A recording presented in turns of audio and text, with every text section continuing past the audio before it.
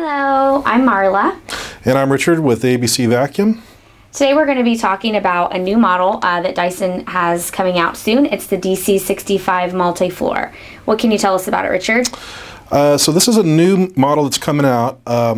Basically, this is similar to the DC41 model. So the multi-floor, everything's going to be pretty much the same. We still have the ball system right here. We've got the independent motor on the head. Big differences on this one is, of course, Dyson's claiming that it has twice the suction of any other vacuum. How they're coming to that, we're not really sure, but it's based upon air wattage, which is kind of the airflow movement versus the electricity going through it. So there is a little bit more increase in this over the DC41, so they are getting more power out of it. There's a redesign in the cyclones, so they're getting better airflow through the cyclone technology.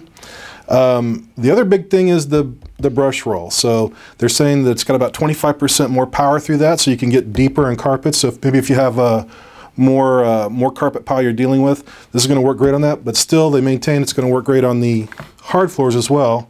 Still got that great floating head there, so some definite improvements.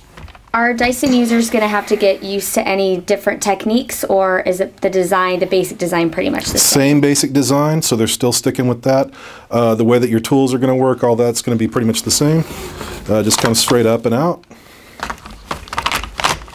No real changes on that. Same way the container will come right out like that, and the same way it's going to empty and everything. We noticed earlier that the hose seems to extend pretty far. Possibly.